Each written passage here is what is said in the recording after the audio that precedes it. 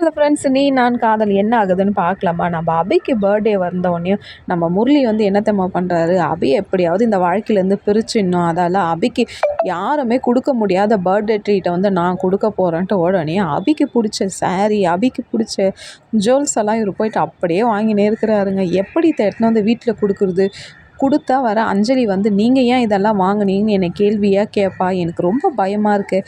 சரி, இதை வந்து நம்ம மாமியார்கிட்ட கொடுத்து அவங்க கொடுக்குற மாதிரி கொடுத்துடலாம். நம்ம அப்படி கொடுத்தா கூட நான் கொடுத்தேன்னு தெரியாத, இதை எப்படியாவது வந்து நம்ம அபிக்கு கொடுத்தே ஆகணும். இந்த கொடுக்குற கிஃப்டில் வந்து அபி வந்து என் மேலே இம்ப்ரெஸ் ஆகி என் கூட பேசணும், என் கூட பழகணும், நான் திருப்பி அவளை இட்டுன்னு போயிட்டு நான் கல்யாணம் பண்ணிக்கணும்ன்ட்டு இங்கே வந்து முரளி வந்து தப்பாக யோசனை பண்ணின்னு இருக்கிறாருங்க.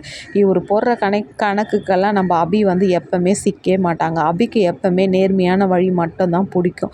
பார்க்கலாம், இவர் கொடுக்க போகிறதுக்கு இவர் சரியான பல்பாக வாங்க போகிறாரு. நம்ம அபி எதாக இருந்தாலும் சூப்பரான கேள்வி கேட்டு அப்பா தெறிக்க விட போகிறாங்க. வெயிட் பண்ணி பார்க்கலாம் பர்த்டே ட்ரீட் எப்படி இருக்க போகுதுன்ட்டு. லைக் பண்ணுங்கள், கமெண்ட் பண்ணுங்கள்.